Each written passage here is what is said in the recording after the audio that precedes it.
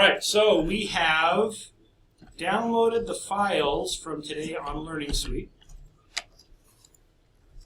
So this weather folder, weatherdata.zip, we've extracted that. We've created a new workbook, put it in the same location as the extracted folder, and we've started with the code that's on Monday, November 28th, this file collection.txt, and made one modification to it. We changed where it said data to weather data, which will allow us to run this file or run this procedure and have it process or deal with all three of the files that were in that folder. Now, in terms of debugging, the nice thing now here is that I've got one loop here that just says I'm going to handle the dirty work of processing, working through all the files. And so if I can separate what does it take just to process a single file off into a separate procedure, I've kind of simplified the heavy lifting of this, which is actually processing one file. So I'm going to go ahead and create a sub-procedure called process one file. It's going to take a path as a string, and then that will just be the path that we process. So instead of printing off this file, I'm just going to call process one file and send it the path. So now, I'll change the name of this from test file list to process weather data. That's what that procedure is going to do.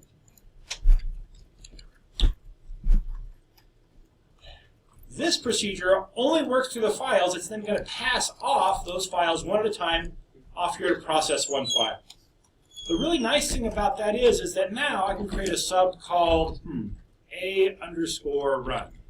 I'll run.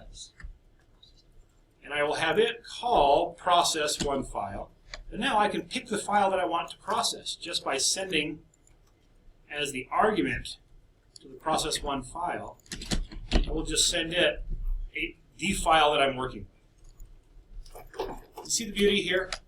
I've got something up here that's going to process them all when I want to process them. I don't want to process them all while I'm trying to figure out how to make the thing work. I want to work with one at a time and with a specific one at a time. And so I create another sub-procedure that just calls process one file once, feeds it the full path to the one I want. I don't worry about the fact that this is a hard-coded path because it's only here for development. Once this thing gets into use somewhere, it's going to run from this one, which figures out the path it's supposed to use based on the correct path. But here I'm just saying run this particular file, and now we'll work with it there. Questions?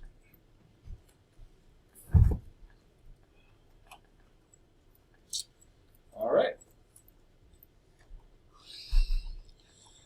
Let's go ahead then and see what it takes to open that file. We've done this a couple of times. I don't remember the context, but we're just going to open a text file for reading. So here's how we do it. In fact, I'll show you a little stuff that we haven't done before. We declare a variable called ff as an integer. ff equals free file. In the past, when we've opened a file, we have said open some file path that's getting passed in here for input as number, and then we've put like a 1 there. And that will work. The trouble is, if I've got other files open right now, I got to know, was that file 1 or 2 or number 3? What free file will do is it will answer the question, what's the next available free file number that I could use? And so instead of putting a 1 there, I will put ff. We'll close ff. And I'm not sure I need that pound sign there or not. Let's go ahead and run that and see if it works. Looks like it worked okay without error. It didn't do very much because all I did was open the file and then close it. But it didn't give me a syntax error, so I know we're syntactically okay.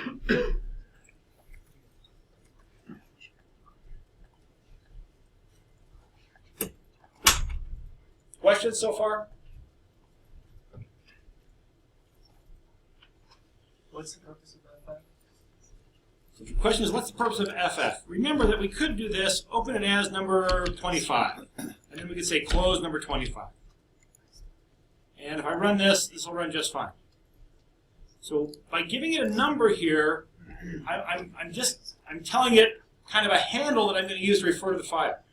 What FF does is it says, well, what's the next free file number that I could use? And so I'm going to put this back as FF. In fact, I can do a print, debug.print of FF. And it tells me my next free file number is 1. And 1 would have been just fine for this. I'm only dealing with 1 file at a time.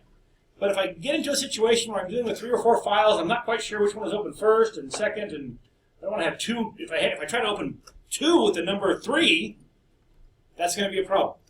So free file just says, what's the next available free file? Use that.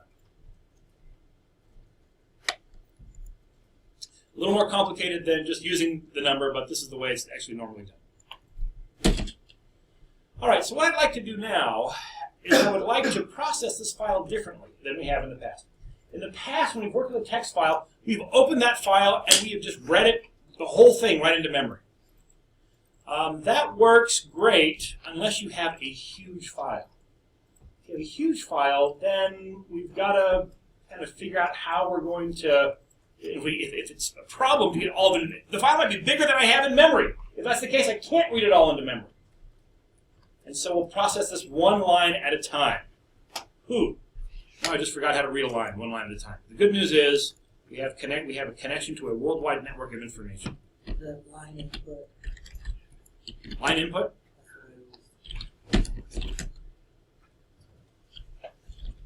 Read line text file. Let's see if line input shows up straight away. I don't see it. That might be the way to do it. Okay, so we're going to open the file. Let's see if we can get the line input method.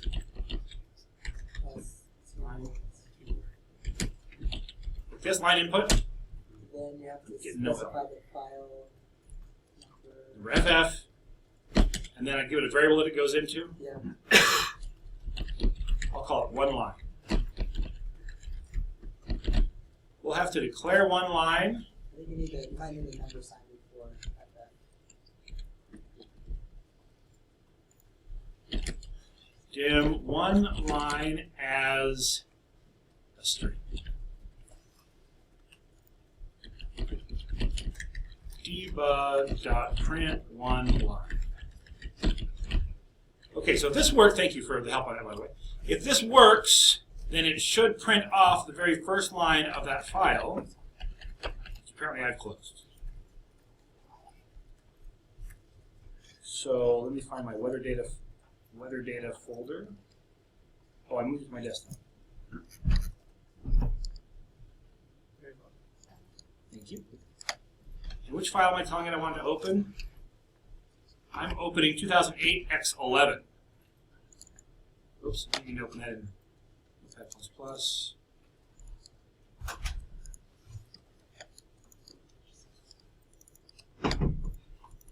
Okay, so if this works, this is the line that should be printed off. Let's just see if that's the case.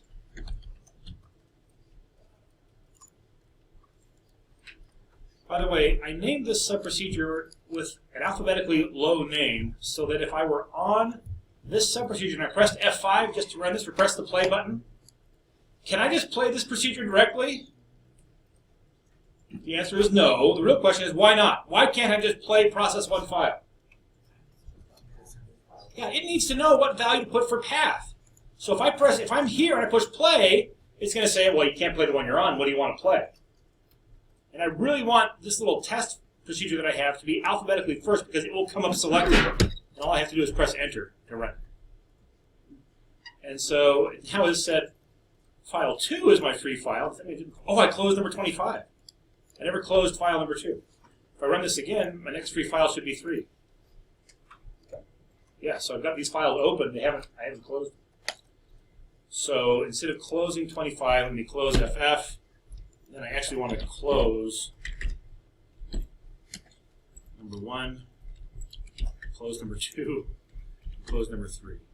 That should be okay. So close number. Okay. Try that one more time. All right, so that's now file number 1. It doesn't really matter that it's not file number 1, but I don't want to leave those files open. They just take up a little bit of memory. I've got like 16 gigabytes to work with here, so it's not the end of the world. But okay, so do you have to do something special? Mine's just totally bad. Mine's not letting me run with the FF. Really? Yeah. I would ask Cameron to come and help me with this, but I think this is probably the first time Cameron has seen FF here. So let me take a look. All right, so now we've got the basics happening.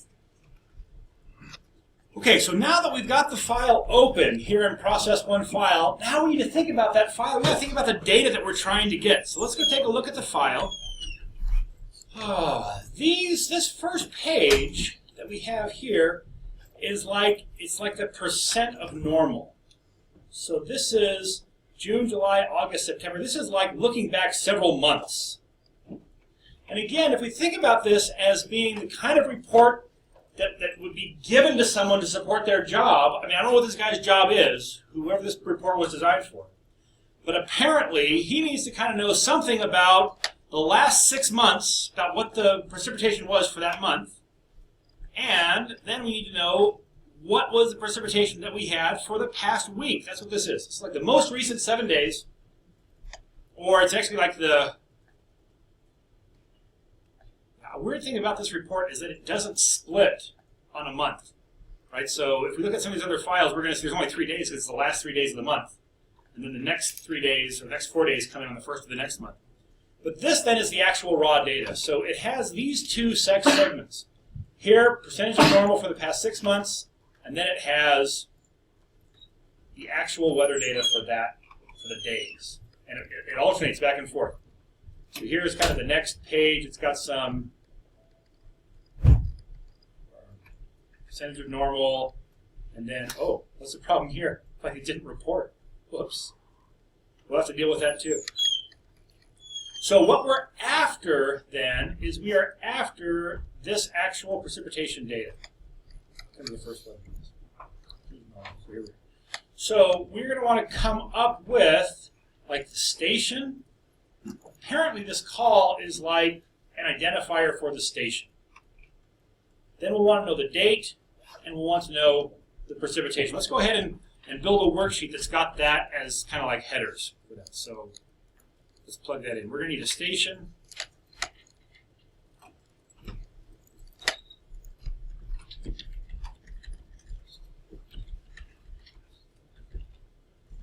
In fact, hold on a second. What is this? Anyone spend time in Brazil? It's a problem. It's a state. It's like a state, It's like the general mines. and then it's the what? General mines. But it's opposite. Mines It's general. a It's a state. Oh, you translated it for me. Yeah. Thanks. The fact that it was a state was all I was after. Appreciate it. It's like someone saying, "So what is this Utah?" Well, it's actually a name of an Indian tribe or something. Huh? What? Oh, it's a state. Yeah, that's what I was after. Okay. So, so let's go ahead and do that. Let's pull the state as well.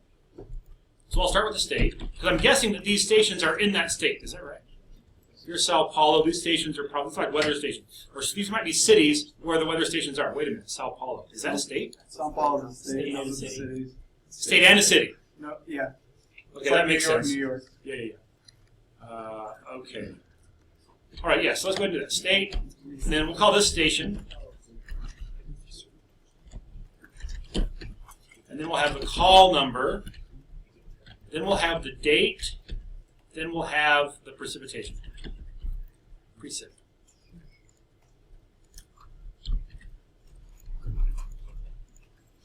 All right. So once we have the data in this format, then we could do like a pivot table on it, all kinds of analysis. This will be a pretty good format to have the data in. But we got to get from here to there. So let's give it a go.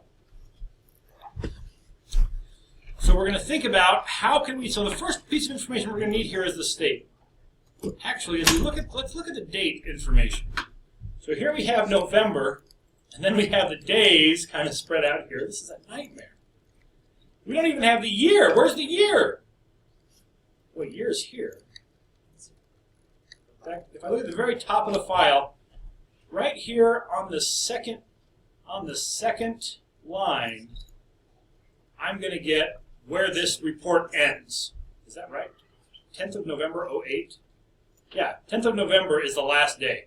So it looks like the ending day for this is right here, which means, and I know, having dealt with these files a little bit more, I know that I don't ever get a file that has both October and November data. So it's always localized to a particular month. Even if the week ends, or the week starts on November 30th, there will just be one column of data here. It'll just say November 30th, boom, here it is, and then your next data comes in the next file. So my month and my year are right here. So let's go ahead and pull the month and the year.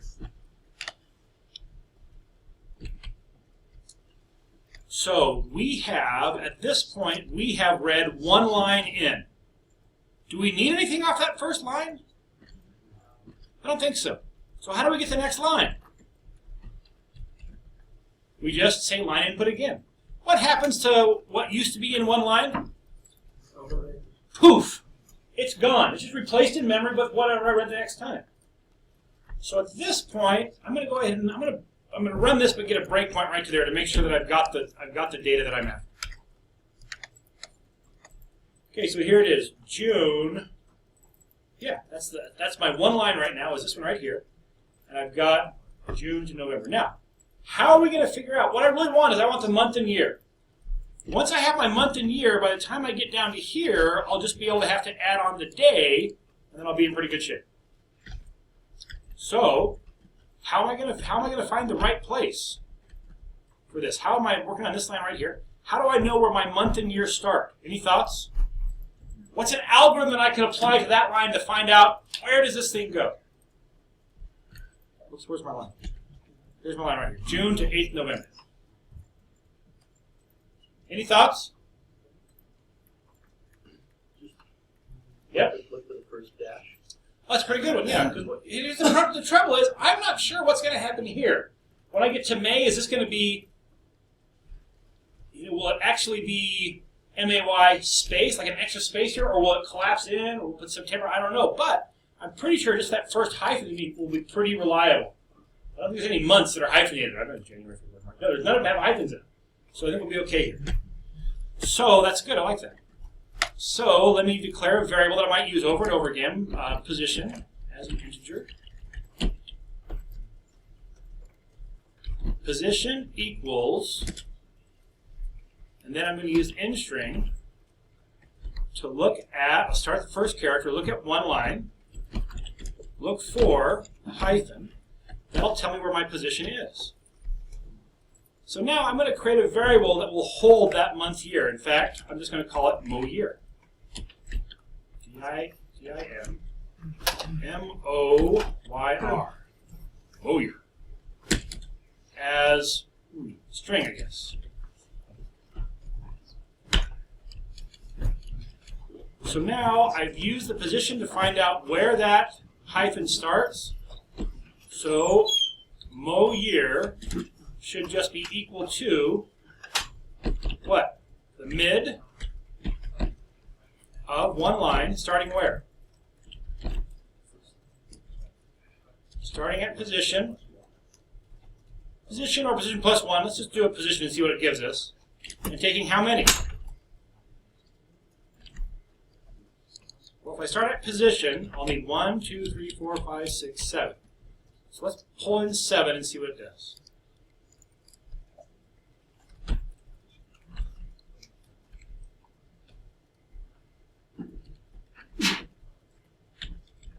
And then let me print position and moyr. Come up here, pick up position, run that to the end. So 18th character is where that was, and that's done just what I want. It's picked up hyphen. I like having the hyphen there because ultimately I'm going to have to record a date that says here, you know, like the 8th of November of 2008. And so I'm going to need that hyphen there eventually. I might be able to pick it up there and leave it with us. Question over here? Cameron? Oh, need some Cameron. New little Cameron over there on line 3. That's good.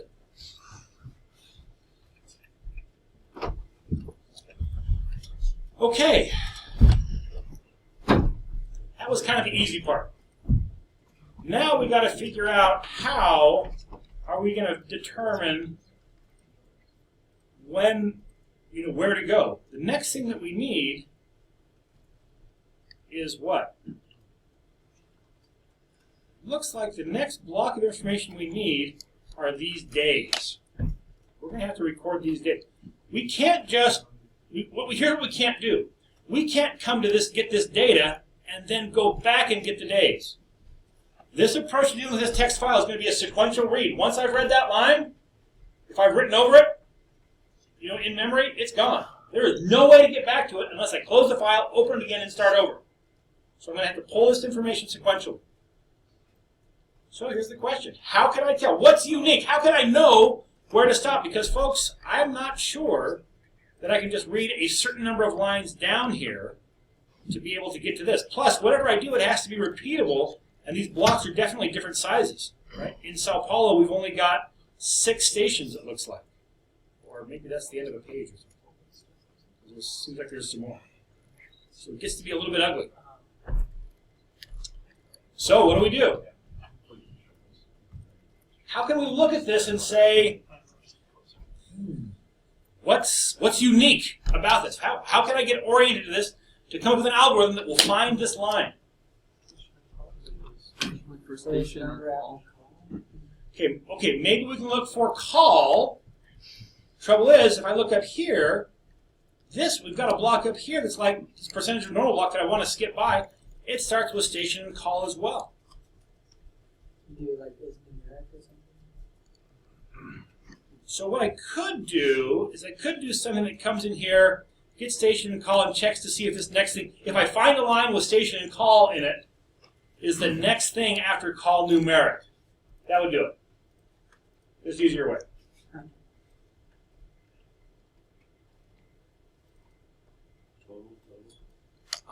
Maybe total. How about total? Yeah, total would do it. If I've got a line that has total, that would do it.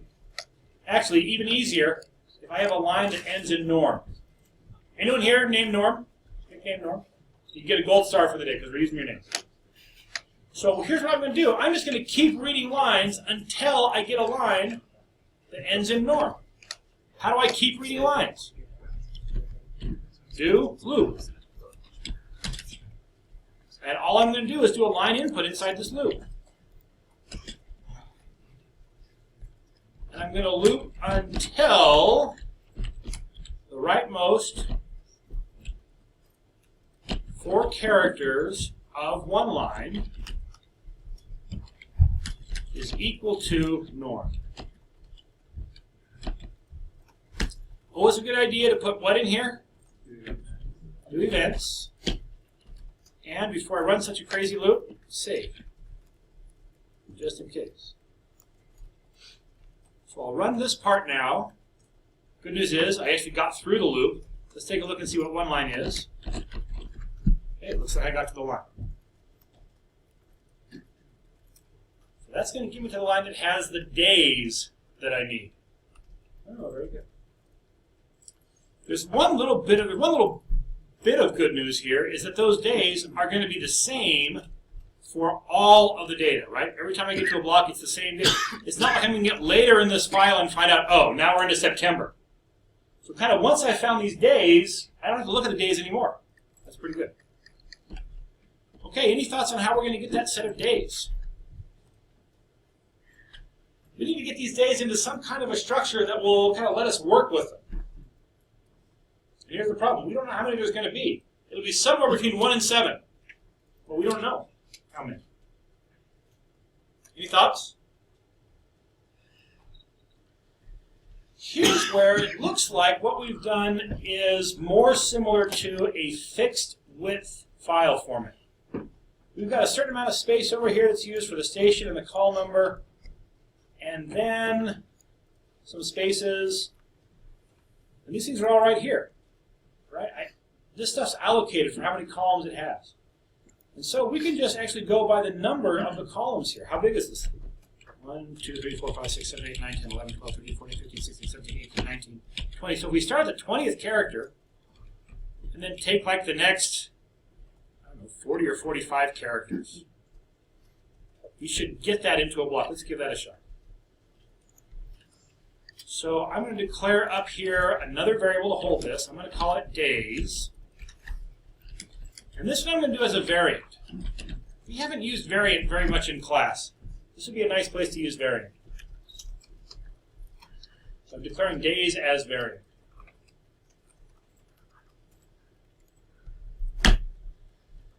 So now I've got this line right here. Let me just go ahead and set it. Days equals the mid of one line starting at 20 and taking 45 characters. Why 45? I've done this problem before, and it seems like it's about 45. We could count, otherwise we could count them and see what it is. So I'm going to run this, and I'll see what I have in days. Got a little bit too much. Not a whole lot too much, but I have one character too much. So let me bump that down to like 43.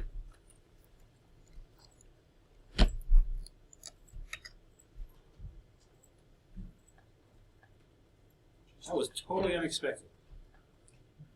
What did I miss here? Oh, I didn't run it. That's the problem. I hit F4 instead of F5. There we go. Starting at 20, taking 40, looks like it does the trick just fine.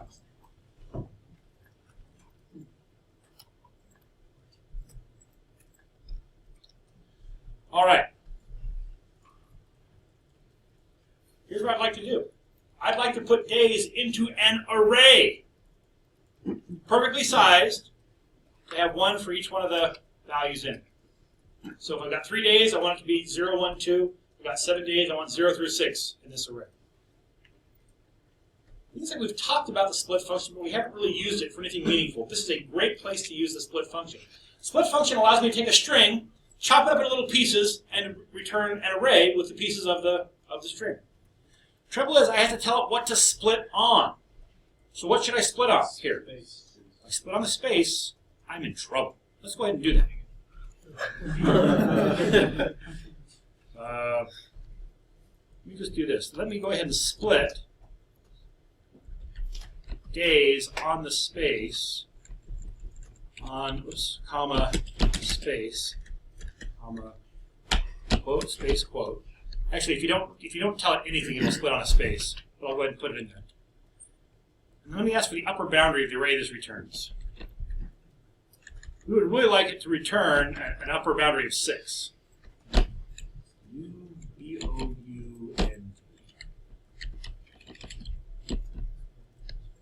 Gives me 32.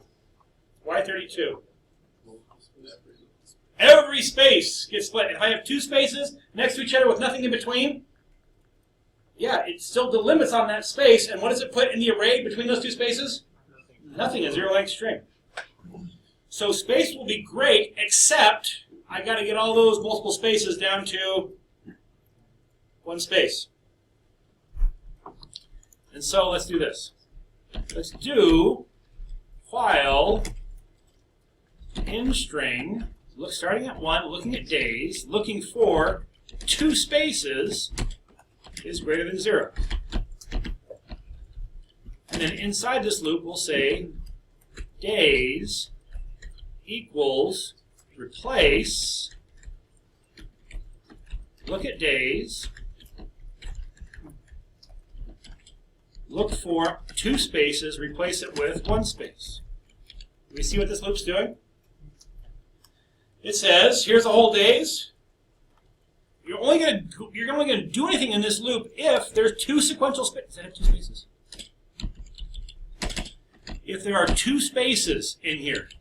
If there are 2 spaces in the days string, we want to do what's inside this loop. What does this loop do? It says find 2 spaces, collapse them down to 1 space. What happens if I have 4 spaces in a row? They will get collapsed down to 2. 2. You'll find these 2, collapse it, find these 2, collapse it, put them next to each other. I still got 2 next to each other. And so I want to do this as a loop until it is kind of eaten off all those extra spaces. Yeah? Is there a way when you're doing the split function, you'll do like regular expressions? Oh, could I use a regular expression when I'm doing the split function? The answer is no. But VBA has an object called regex that you could do kind of full-blown regular expressions with.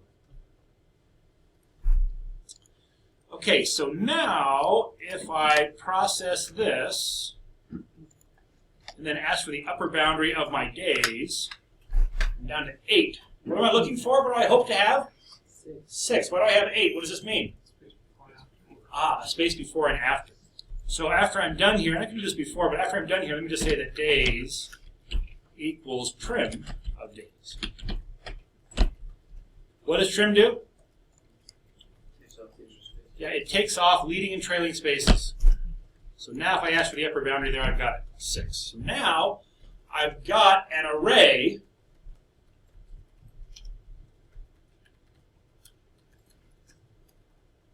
I don't have the array yet. I haven't done the split. The split's just been right here. So right now, if I look at days, that's what I have in days. No leading space, no trailing space, and a single space in between. So here's the reason I wanted to use variant for days, is because I'm going to use it for the array as well. Days equals split days on a space. I can take a variant variable, set it equal to an array, split returns an array, and it will become the array itself. So now that I've run that line, I should be able to ask for days sub 3, and that will give me one of the day numbers that I have in that array.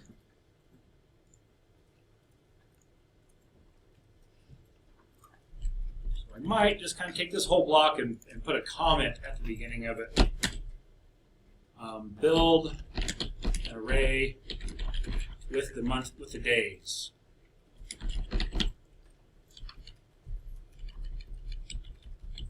I can just kind of put that all together as one block.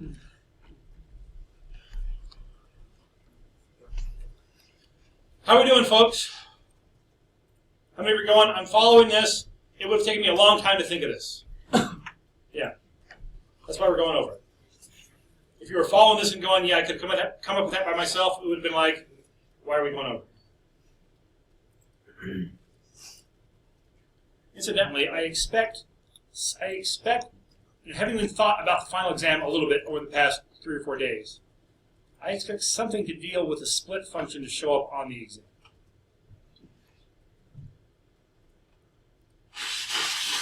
Let's say anything expressly about the split function on the.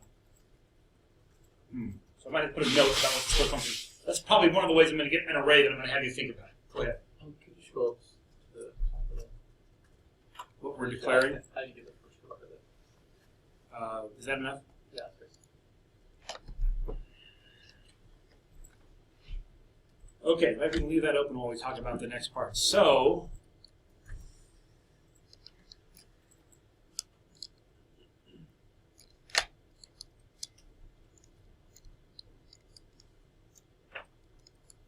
okay, so we've got the days. I think that's all the data we need off of this line. And so then what's next? Next, we're going to try to pull in the name of the state. This one looks pretty easy. Right? I'm looking for something that starts with star, star, star. They all start with star, star, star. Star, star, star. Star, star, star. Yeah. All right. In-class exercise. Right in here, give us some code that will, I'll help you with a variable. Dim the state. I guess state will work. As a string. We've got a variable called state. Give us a block that will read in the state.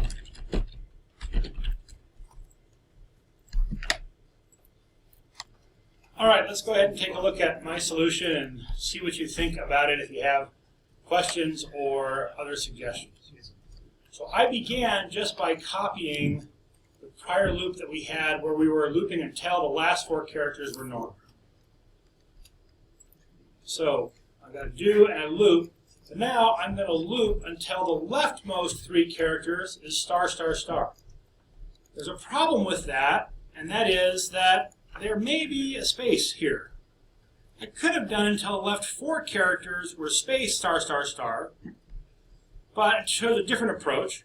I'm reading in the one line, and then I'm trimming it. And so one line is going to be what it used to be, but trimmed. So now when I'm looking at it, I'm looking just for the leftmost 3 characters.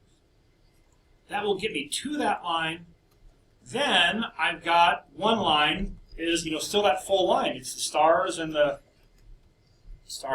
spaces. And so I'm just going to say state equals replace of one line, looking for the star and replacing it with nothing. That'll get rid of the stars. It will leave me, however, with the space that's right here and here, and so I'm just going to trim it. And then that gives me a state that's the state I'm looking for. Question? How do we guarantee there's not going to be anything after the stars, the second star? Good question. How do we guarantee that there's not going to be anything else after that line? Because if there's other text over here, that's going to come into the name of the state. It's a good question. I'm just going to look at a few of them and see, do I think they're happening? It looks like it doesn't. It looks like that's what this line is like. And ultimately, that's kind of how this is going to work. I'm going to make my guess at that. I'm going to run it, and then I'll take a look at the data afterwards and say, how does it go? Now, could it be that somewhere, deep in the belly of the computer that generates this report, something could happen that puts something out here? Yeah, it could. And I just can't really know that. So, but another approach that I could do to this, because let's suppose I am worried about that. Here's another approach that would take care of it. As long as I'm sure that there's going to be star, star, star, and star, star, star, let me do this. Instead of doing the replace here, let me say that I want to split. See, one line should still be where it was. So here's one line like this. I'm going to split one line on star, star, star. And so I should get what's before the star, star, star. Let me ask for the U bound here. The upper boundary of this should be what? I should have whatever's before the star, star, star. That's 0. What's between the star, star, star, that's 1, and then whatever after it. So I'm expecting the U-bound here to be 2.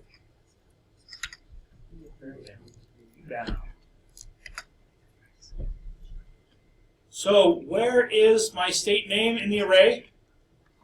It's in the number 1 slot. So I should be able to say that state equals, let me split this, and then take the number 1 position of the array. And then I'll still need to trim it.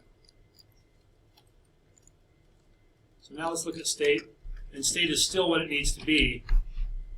And so yeah, this is a better approach because now, as long as the stars are in place, and I feel pretty comfortable about the stars, it doesn't matter what comes after it. If anything else shows up here, it won't get folded in. Other questions? Okay. So, where are we? Find out where we are. So we're right here. Now at this point, I think I'm ready just to skip down 2 lines. And then I've got my data. I don't think I have to read till I hit the $sign or whatever. Ooh, especially because there's a star here. I wonder what the difference between a dollar and a star is. Is there something fundamentally different about Frutal and Araxa? Anyone know? Yeah, so apparently this first character has some meaning in the context of this report, but I don't know. So looking for the dollar could be dangerous because it could be that sometime the star is what shows up. So I'm just going to read the next 2 lines. So maybe I'll just read the next line, and I can just, let's see, do a line input to read that. And then I'm going to do another do loop. Do loop until. Okay, so I've read this line. I'm going to read the next line. How am I going to know when I'm done? I think this line is going to be empty. So I'm going to continue to loop until I hit a blank line. So I'll loop until one line equals a 0-length string. Better make sure I've got something that reads that line in. So this one line out here just skips a line.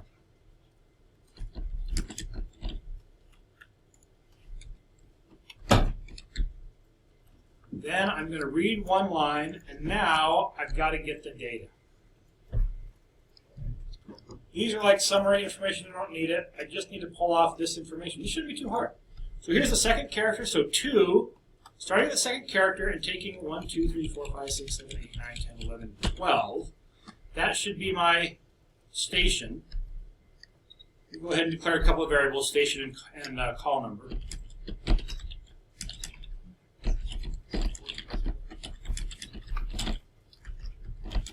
While I'm at it, I'll dim data as a variant.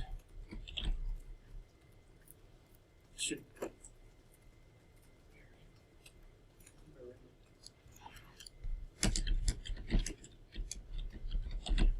haven't used. That's something wrong. So I've got station, call number, and data. At this point, I've got that line of data. So I should be able to say that station is equal to mid of one line, beginning at 2. How many did I say? Was it 12?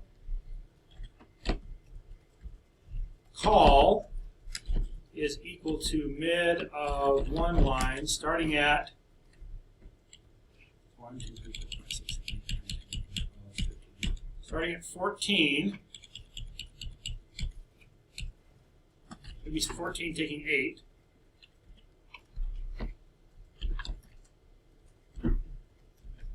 Call, well, not call, it's call number. I'll just go ahead and trim these right here.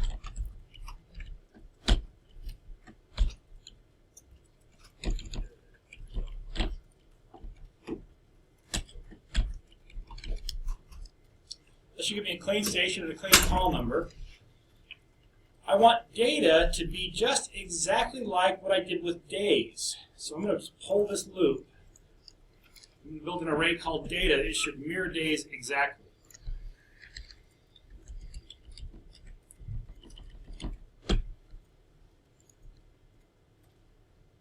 So now data equal that do wall data, data, data, data.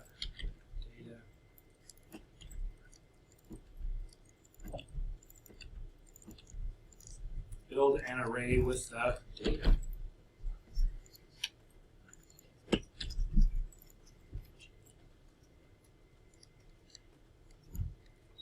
Okay, so I think I have to do, I haven't executed this line yet, line input to skip the line. Reading a line, getting the station, a call number, data, cleaning it down. I should be able to look at those. I've got state, let me look for, what did I have? Station, call number, data sub 0. So there's my state, my station, my call number, and it says that in January, is that January? Is there a city called January? It's number 83386, and there was 0 precipitation in the first spot. That's right. 0 across that, so there's the 0, 1, 2, 3, 4. Let me look at the fourth slot, and I should see a 9. I'll feel pretty good if that gives me a 9. It does. So now I've got all the data that I need for this first line. I've got the month and the year, I've got the days, I've got the data, I've got all this. I'm ready to write that out to my workbook. Whew. Now I've got to keep track of where I'm writing this stuff to. So I'm going to need some kind of variable to keep track of my row. Dim R as a long. I guess I will just let R start at the very, no, R is going to start in row 2.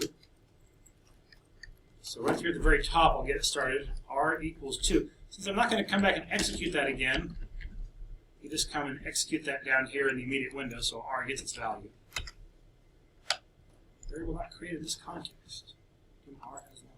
So I'm going to have to stop this and run it again. So I should be ready to say that my sheet, I'll just assume we're on the, for expediency's sake, we'll assume we're on the active sheet. So cells, row number R, column number 1, dot value is equal to, what do we put in the first column? The state. Column number 2 is what? Station and then call.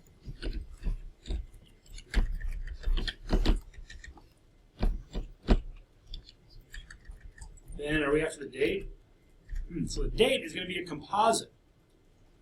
And in fact, this, we're going to write the first one. We've got to write this. Now that we've read this line, we have to write this out how many times? We've got to write all that information for the number of days that we have in our array. So we'll need a little loop here. We need a control variable for that loop. We have x as an integer.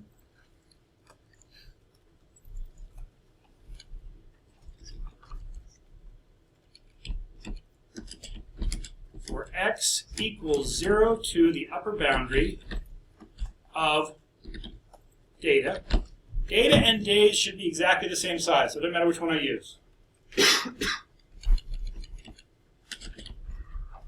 see, that'll be next. Sorry, what exactly does the upper bound mean? Is that Upper bound asks for the upper boundary of the array, how big the array is. It's not how many elements are in the array, it's what the upper boundary is. So it depends on where the array starts. If it starts at 0, it comes back different than if it starts at 1. And it's always the upper boundary. so it's not the number of objects? Not the number of elements in the array. In this case, it'll be the number of elements in the array minus 1. Because it starts at 0 instead of starting at 1. So we're writing out the date. The date is going to be our days sub x concatenated with mode year. And then column 5 is going to be actually the data. Data sub x. I'm going to run right to that point. And then we'll step through this.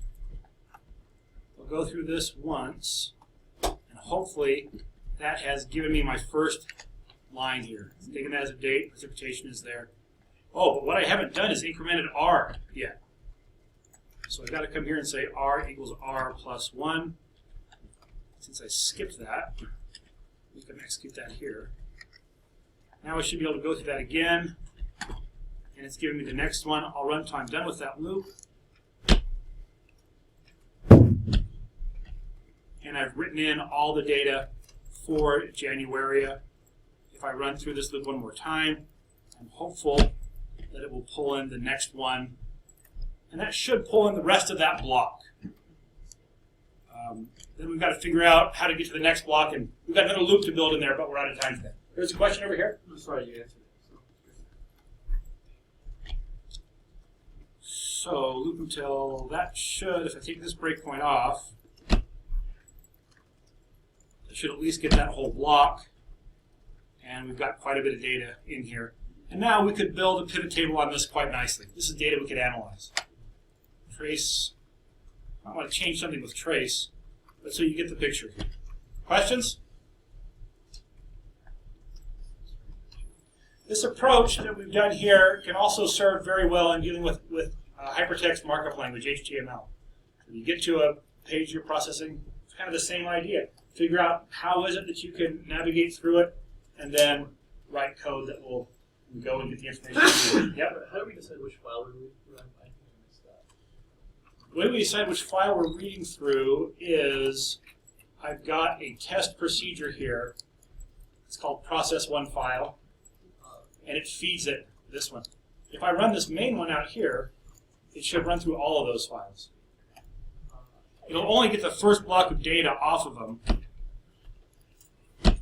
but it should bring in stuff besides, yes, here's data for December now instead of just November. Bring in some December data.